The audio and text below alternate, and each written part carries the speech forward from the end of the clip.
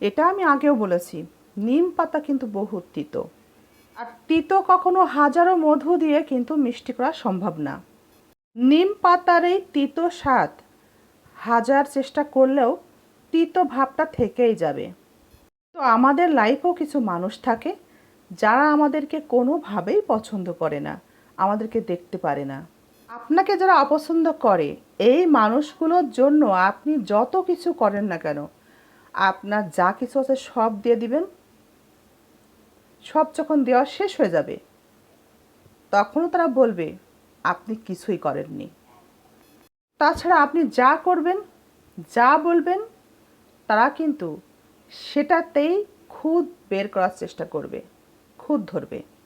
শেষ পর্যন্ত যদি আপনার জীবনটা তাদের জন্য দিয়ে দেন, তবু জীবনটা কেন দিয়েছিলেন তার খুঁতটা তারা বের করবে, কিন্তু স্বীকার করবে না তাদের জন্য আপনি কিছু করেছেন। যতই আপনি তাদের জন্য অনেক কিছু করছেন কিংবা অনেক ভালোবাসেন, অনেক কিছু করতে চান, করে যাচ্ছেন, এগুলো দেখান না কেন, এটাতে তারা সন্তুষ্ট না, এটা তারা দেখতেও চায় না। আসলে মানুষ তাই চাই, তাদের মন যা চাই। তারা মনের মধ্যে যেটা কল্পনা করে আপনাকে নিয়ে, যদি আপনাকে নিয়ে কল্পনা করে, আপনাকে যেভাবে দেখতে চায় তারা, সেভাবে আপনাকে না পেলে তারা সন্তুষ্ট কখনোই হবে না। তাদের মনের মধ্যে যা আছে তারা সেটাই দেখতে চায় বিধায় আপনি যা দেখাবেন সেটা তারা দেখবে না, তাদের ভালোও লাগবে না। মনের মধ্যে আপনাকে নিয়ে একটা বিষয় সেট আপ করা আছে, সেভাবেই আপনাকে দেখতে চাই। আর যতক্ষণ আপনাকে সেভাবে পাচ্ছে না, ততক্ষণ আপনাকে পছন্দ করবে না, আপনাকে ভালোবাসতে পারবে না, আপনাকে সম্মান করতে পারবে না, শ্রদ্ধা করতে পারবে না। সে স্বামীই হোক, স্ত্রী স্বামীকে হোক, কিংবা আশেপাশের যত মানুষ আছে, বন্ধু বান্ধব অথবা পরিবারের অন্যান্য সদস্য, কারোর ভালোবাসা আপনি পাবেন না। যতই ভালোবাসা দেখান না কেন, যতই আপনি তাদের ভালো চান না কেন, আপনার অনেকটা সময় তাদের জন্য ব্যয় করেন না কেন। তাই মানুষের জন্য সবসময় কি সব কিছু করে কোনো লাভ হচ্ছে? হয় না কিন্তু। তাই যখন আমরা বুঝতে পারি যে লাভ কোনো কিছু হচ্ছে না, তখন শুধু শুধু শ্রম দেওয়ার দরকার নাই। ভালোবাসা যখন পাচ্ছেনই না, ভালোবাসাহীন হয়ে জীবনযাপন না করে নিজেকে ভালোবাসুন, নিজেকে তৈরি করুন। নিজে কিভাবে নিজেকে ভালো রাখা যায়, ডেভেলপ করা যায়, সেটা করুন। আর যখন কেউ কিছু আপনার কাছে প্রত্যাশা করবে, সেই প্রত্যাশাটা পূরণ করার চেষ্টা করুন সাধ্যের মধ্যে। কোনো মানুষকে অতিরিক্ত বিশ্বাস করা, অতিরিক্ত আপন ভাবা, আগ বাড়িয়ে জ্ঞান দিতে যাওয়া, ভুল ধরিয়ে দিতে যাওয়া, এগুলো না করাই ভালো। বরং নিজেই সেই মানুষগুলোর কাছে মন্দ হতে হয়। নিজেই নিজের ভুলগুলো ধরার চেষ্টা করুন। লোকে যদি আপনার ভুলগুলো ধরিয়ে দেয়, রাগ করবেন না, সেটা আরও বেশি ভালো। নিজের কৌশল বুদ্ধি দিয়ে একটু বুঝে নেবেন সে আপনাকে হিংসা করে বলছে নাকি সত্যি সত্যি ভালোবেসে আপনার ভুলগুলো ধরিয়ে দিচ্ছে।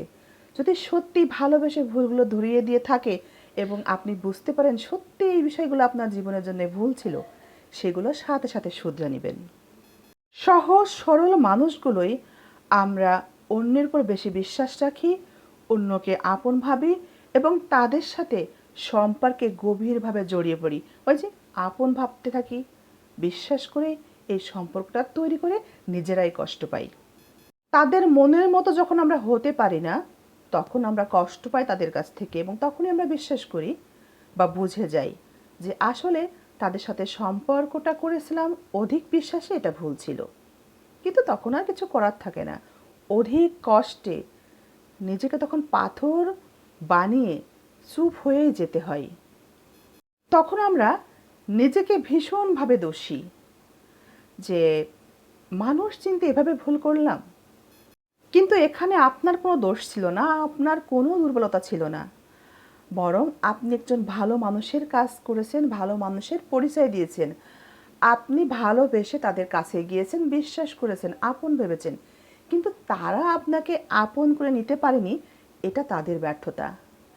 আপনার মতো একটা ভালো মানুষের সংস্পর্শ থেকে তারা বঞ্চিত হলো। নিজেকে দুর্বল ভাববেন না, কষ্ট পাবেন না, বরং এই মানুষগুলো ছিল স্বার্থপর। যত কাছের মানুষই আপনার হোক না কেন, যত পাশের মানুষটি আপনার হোক না কেন, এই পাশের মানুষটি, কাছের মানুষটি এতটাই স্বার্থপর যেটা সৃষ্টিকর্তার কাছেও কিন্তু প্রিয় বান্দা না, বান্দা আজও হতে পারেনি।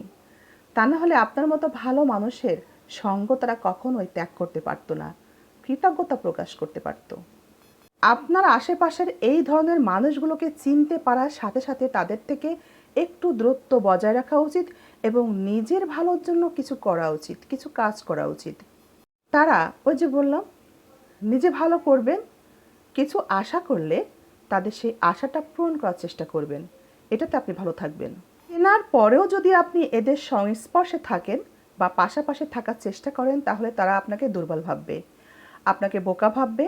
এই মানুষগুলো আপনাকে আঘাত দিবে, আপনাকে অসম্মান করবে, আবার আপনাকেই বোকা ভাববে, দুর্বল ভাববে, আপনাকে নানাভাবে আপনার ইমোশনাল নিয়ে কথা বলবে। আপনি তাদের মুখে যখন এই ধরনের গুরুত্বপূর্ণ কথা শুনবেন আর আপনি নিজেকে দুর্বল ভাবতে শুরু করবেন, কিন্তু আসলে আপনি কিন্তু দুর্বল না। যদি দুর্বল সত্যিই হতেন তাহলে তাদেরকে আপনি সাহায্য করতে পারতেন না। সাহায্য সেই মানুষটি করে যার সাহায্য করার ক্ষমতা আছে, সে কোনোভাবেই দুর্বল হতে পারে না। যখন একটা মানুষ অন্য মানুষের কষ্টটা বোঝে এবং সেভাবে কিছু করার চেষ্টা করে, তখন সে কিভাবে দুর্বল হতে পারে? অবশ্যই সে দুর্বল না, মানসিকভাবে সে অসুস্থও না। আমরা আসলে ভুল করি, এই মানুষগুলোকে সুযোগ দিই এবং তারা বারবার একইভাবে একই কথা আমাদেরকে শুনিয়ে যায়।